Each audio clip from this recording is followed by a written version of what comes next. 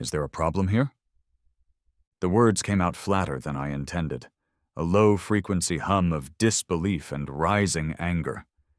My hands were beginning to shake, a telltale sign that the delicate chemical balancing act going on inside my body was starting to tip in a very, very bad direction. A tiny alarm, a polite little buzz from my smartwatch, confirmed it. Blood glucose, 72 mg/dL and trending down. Not an emergency yet, but the emergency's ambulance was definitely warming up in the garage, and the cause of this impending metabolic meltdown was standing in the middle of the street, clipboard in hand, in a glorious standoff with a man named Dave, who was just trying to deliver the very thing I needed to prevent it. Carol, the self-appointed queen and grand inquisitor of the Maple Creek Estates Homeowners Association, didn't even bother to look at me. Her focus, her entire being, was aimed like a laser at the slightly baffled-looking courier in the white van. "Alexander," she said, her voice carrying the crisp, condescending authority of someone who has never been told no in a retail setting. "This is a commercial delivery vehicle. As you are undoubtedly aware, per Covenant 17B, subsection 4, all commercial deliveries must be completed before 11 a.m. to preserve the afternoon serenity of the neighborhood." Dave, the courier, ran a hand through his thinning hair. He looked tired.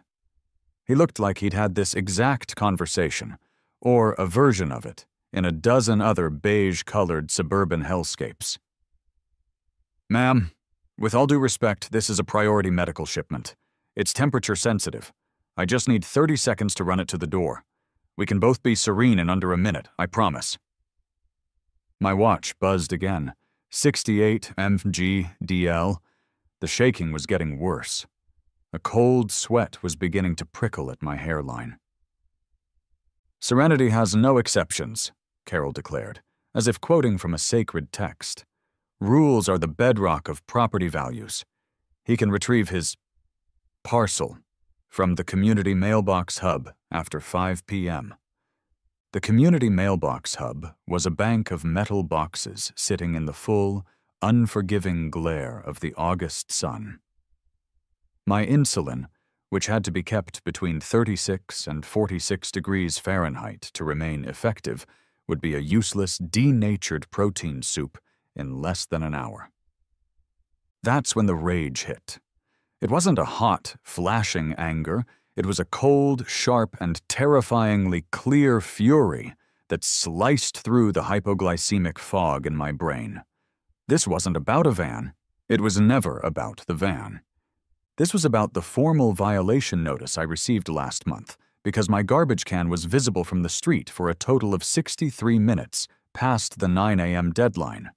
It was about the 7-email-long thread concerning my non-approved welcome mat, a lovely shade called Tuscan Sunset, which Carol insisted clashed with the neighborhood's mandated desert ochre palette. It was about the time I'd watched from my office window as she literally measured the length of my lawn with a tape measure, clipboard at the ready to document any deviation from the mandated 2.5-inch blade height. Living in Maple Creek was like being in a witness protection program designed by Martha Stewart. Everything was perfect. Everything was pristine. Everything was beige. So much beige. But the price of this beige perfection was Carol. She was the self-funded, fun-detecting warden of our suburban paradise, and her panopticon was a golf cart with a clipboard holder. And now she was standing between me and the medicine that kept me from slipping into a coma. "Carol," I said, my voice dangerously calm. "That's my insulin. It's refrigerated. It will be a useless vial of very expensive water in 5 hours. I need it now." "A lack of planning on your part does not constitute an emergency on the HOA's part," she sniffed, adjusting her visor. "The van needs to move, now." My watch buzzed. 65 mg/dL. Okay, now the ambulance was pulling out of the driveway. I looked at Carol's smug, righteous face. I looked at Dave's look of hopeless exasperation. I looked at the white van, a medical chariot held hostage by a petty tyrant. And in that moment, a beautiful, terrible, and exquisitely legal idea began to form in the chaos of my brain. It was a glorious, multifaceted diamond of malicious compliance. I pulled out my phone and hit record. The lens was shaking in my hand, but I held it steady. "Carol?" I said, my voice now a detached monotone. "For the record, could you please state your name and your position with the HOA?" She blinked, momentarily thrown. "I am Carol Jenkins, president of the Maple Creek Estates Homeowners Association." "And Carol Jenkins, are you aware that this van contains a temperature-sensitive, life-saving medication, namely insulin for me, Alexander Morgan, a resident and type 1 diabetic?" "The contents are irrelevant," she said, though a flicker of uncertainty crossed her face. "The vehicle type and time of day are the violations." "So you are intentionally preventing the delivery of this medication, knowing what it is?" "I am enforcing the rules you agreed to when you bought your house," she snapped.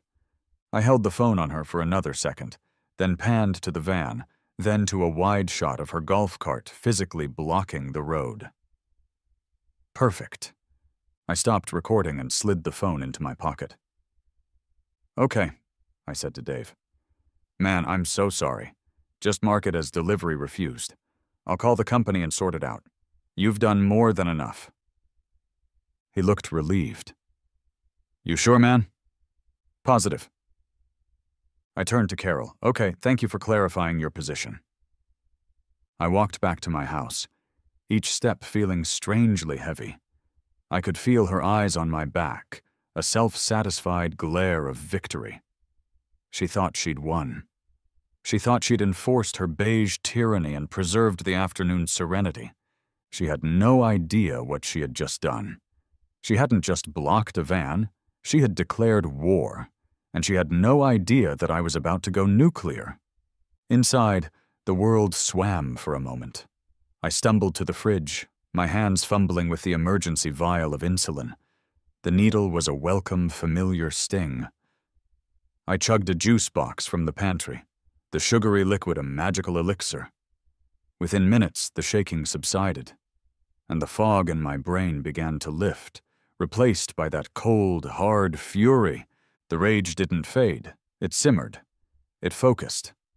My work project, a complex bit of code for a fintech company, was forgotten.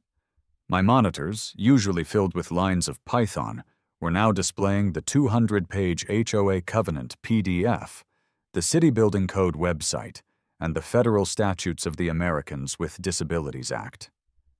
I'm not a lawyer, but I am a damn good software developer, and my entire career is based on one simple principle: finding and exploiting loopholes in poorly written rule sets.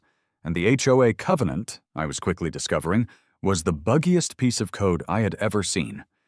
It was a masterpiece of amateur legalese, filled with florid language about harmonious aesthetics and community spirit, but riddled with vague definitions and contradictory clauses.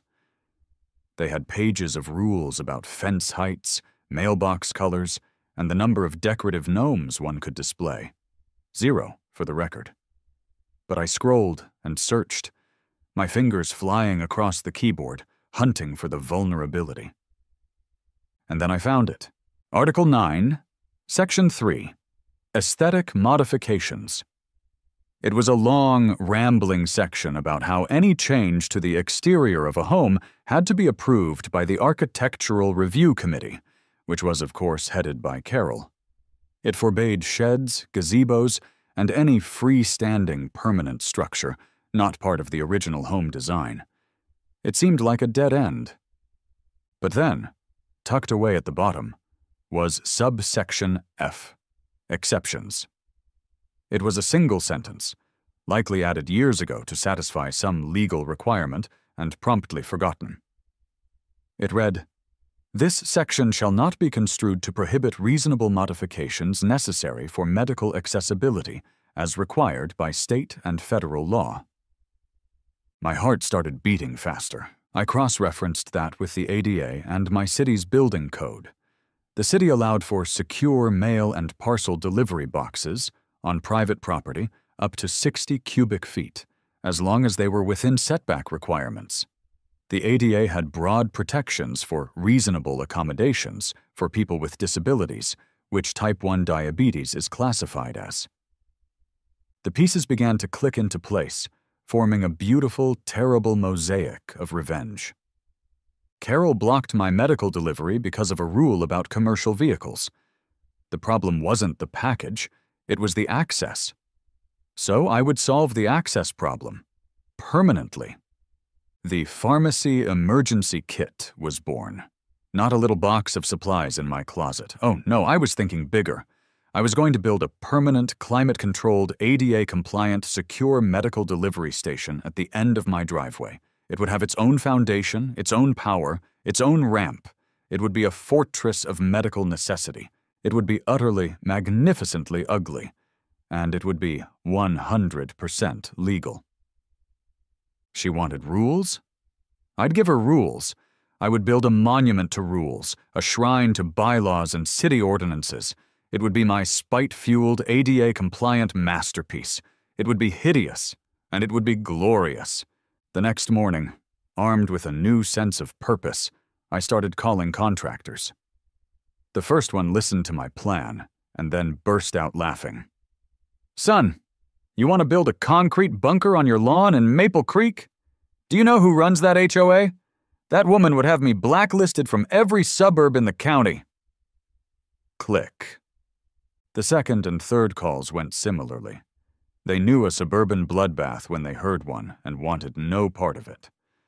The fourth call was to a business I found on the third page of a Google search.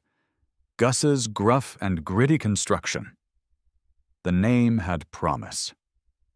A gravelly voice answered with a simple, "Yeah?"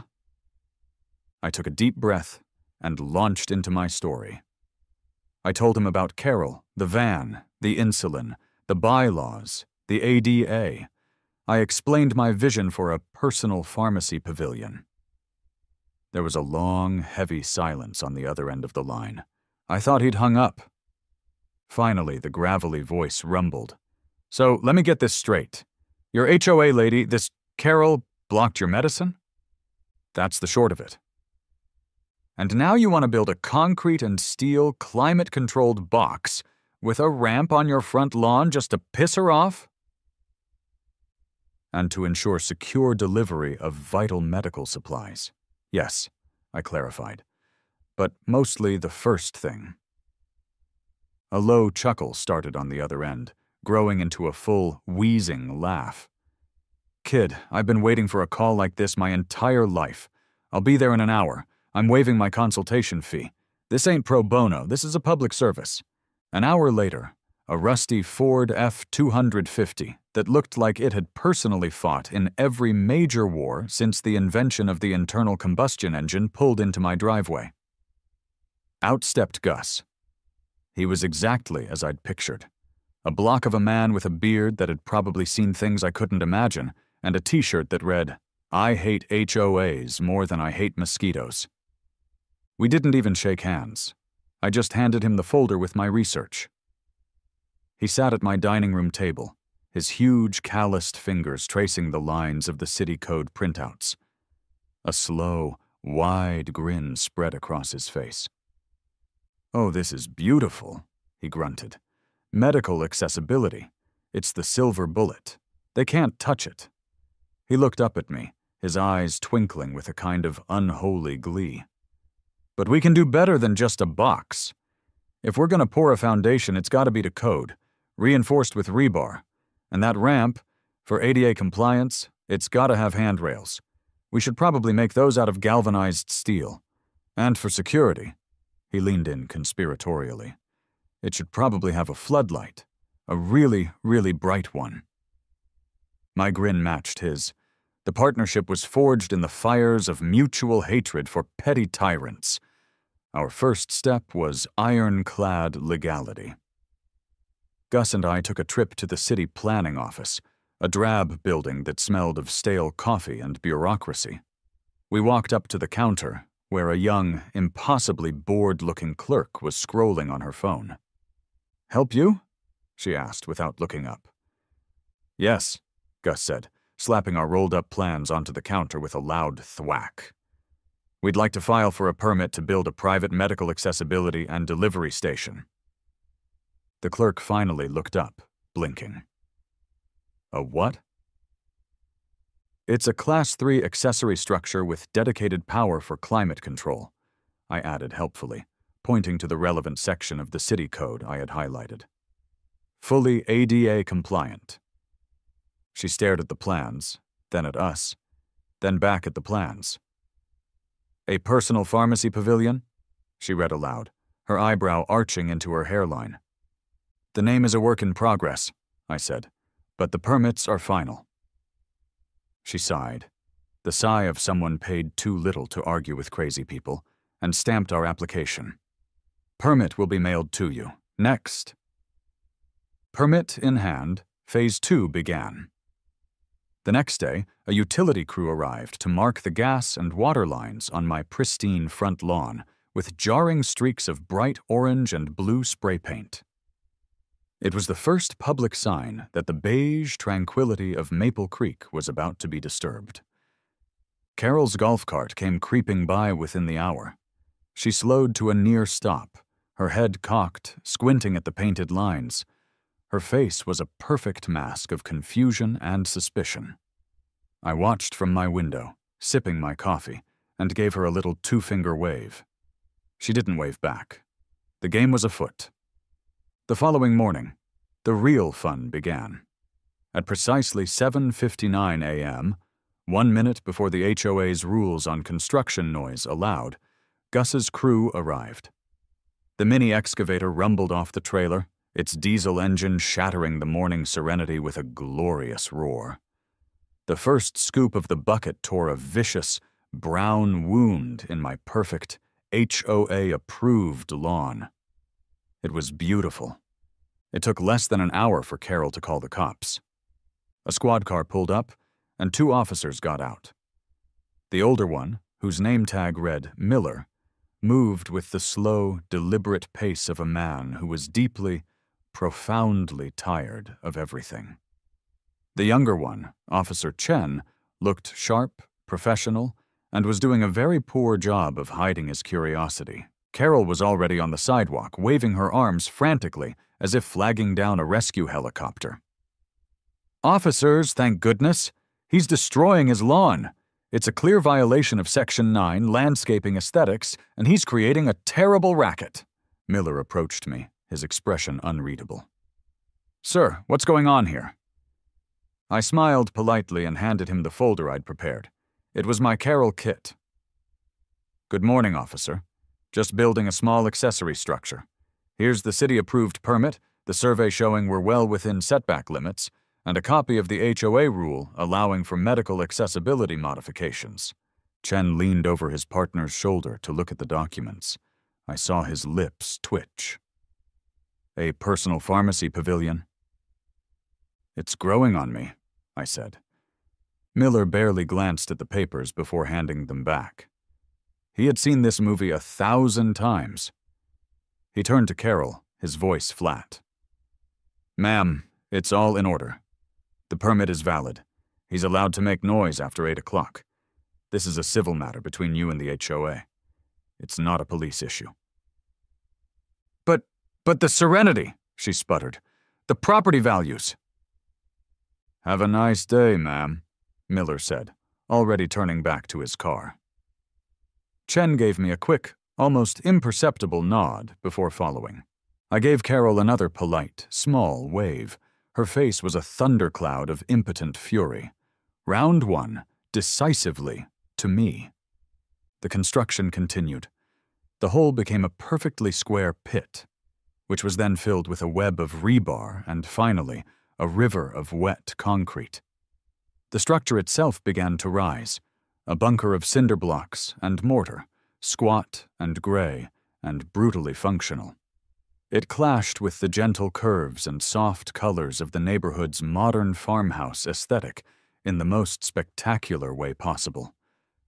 The neighborhood Facebook group, a place normally reserved for lost cat photos and complaints about teenagers, exploded into a digital civil war. Brenda from down the street. "Does anyone know what that monstrosity is that they're building at 112 Maple Drive? It's an absolute eyesore. Carol is right. My property value is tanking as we speak." A new commenter, Tom. "I heard he's building a doomsday bunker. My cousin's friend is a prepper. Says it looks like a standard fallout shelter." But then came the counter-offensive. My next-door neighbor, Sarah, a kind but no-nonsense ER nurse who had her own long history of run-ins with Carol, came over that evening with a plate of still-warm chocolate chip cookies. "Okay, spill," she said, setting the plate on my counter. "The neighborhood rumor mill is churning out everything from a panic room to a high-end chicken coop. What is that glorious gray block on your lawn?" I told her everything. The insulin, the standoff, the loophole, Gus. When I finished, she was leaning against the counter, shaking with silent laughter. "I'm not saying I'm happy about the giant Soviet-era bus stop you've erected," she said, wiping a tear from her eye. "But I am saying that Carol tried to write me up last week because my decorative seasonal flag, a pumpkin, Alex, a pumpkin, was, and I quote, excessively cheerful.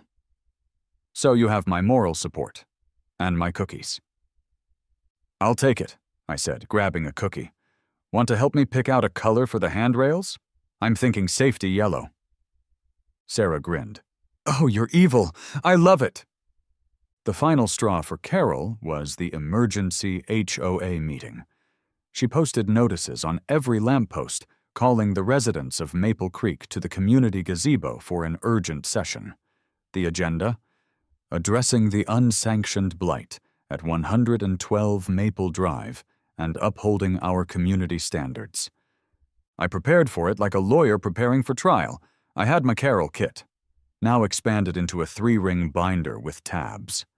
I printed out enlargements of the city permit, the relevant ADA statutes, the email from the Courier company detailing the incident, and, my personal favorite, a large, glossy 8x10 photo of Carol's golf cart blocking the van. The gazebo was packed. The mood was tense. Carol stood before the assembled neighbors, delivering a dramatic, near-tearful speech about shared values, aesthetic harmony, and the threat that one rogue individual posed to their peaceful way of life. She painted me as a monster, a destroyer of lawns and property values. When she finished, to a smattering of applause from her sycophants, all eyes turned to me. I walked to the front, binder in hand. I didn't raise my voice. I didn't get emotional. I just presented the facts. "Good evening, everyone," I started. "I know my construction project has been disruptive, and I understand why some of you are concerned, but I want to be very clear about why it's happening."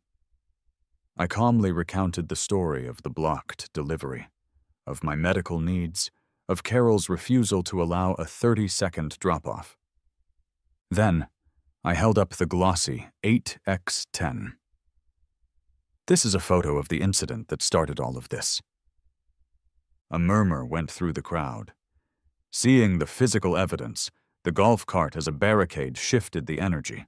I consulted the HOA bylaws, I continued, flipping through my binder. I consulted the city code, and I consulted federal law. The structure on my lawn, while perhaps not to everyone's aesthetic taste, is a legally permitted and protected medical accommodation. It is the direct result of a situation where I was denied access to life-saving medication. "This structure," I said, gesturing vaguely toward my house, "isn't a defiance of the rules. It's a product of them.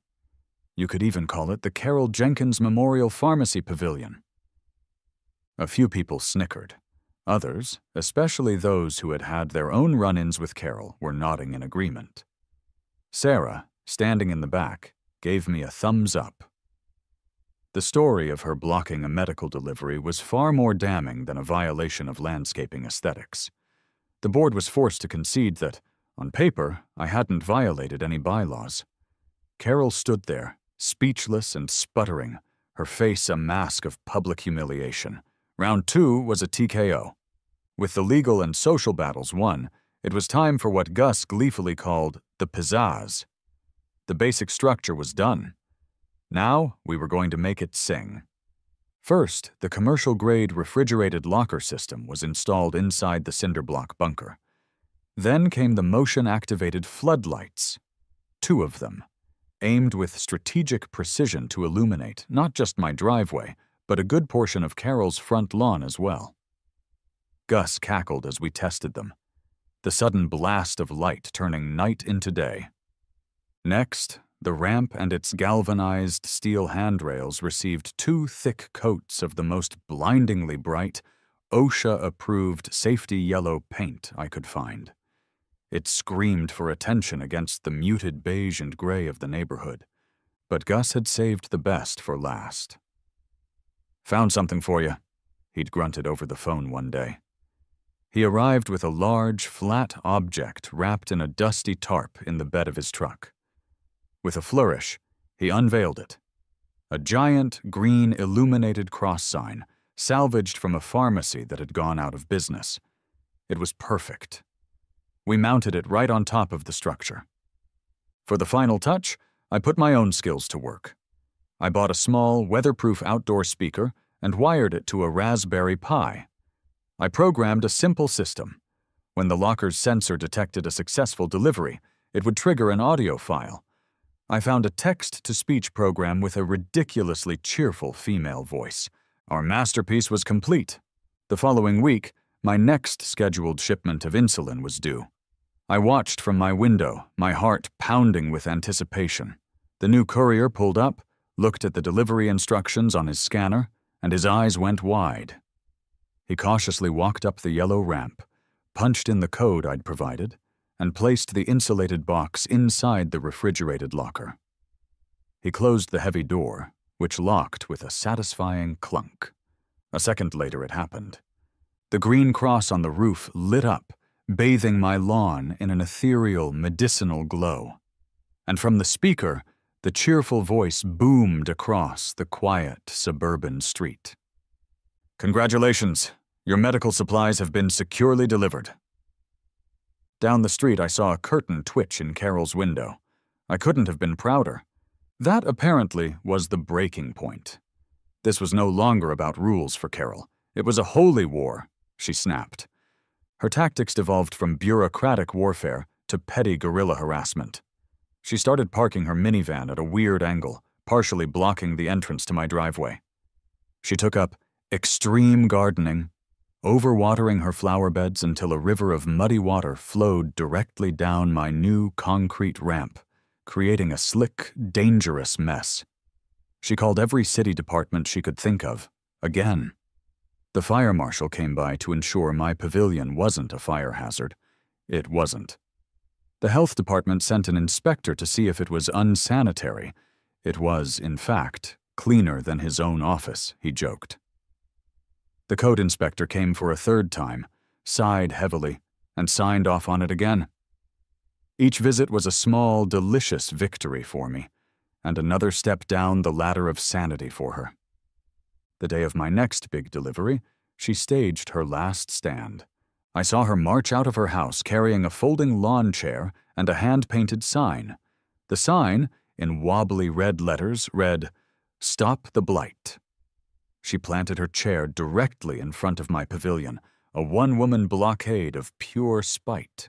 The new courier, a young woman who clearly did not get paid enough for this, took one look at the situation, got back in her van, and did exactly what I hoped she would. She called the police. 10 minutes later, the familiar squad car pulled up. Miller and Chen got out. Officer Miller looked like he had aged a full decade since our first meeting. The skin around his eyes was tight. He looked at Carol, then at my pavilion with its glowing green cross, then back at Carol. "Carol," he said, his voice devoid of any warmth, "what are you doing?" "I am exercising my right to peaceful protest," she declared, clutching her sign. "You're on his property, Carol. You're impeding a delivery. This is harassment. This is the third time we've been here for this. It's over. Go home." "I will not. This is my neighborhood.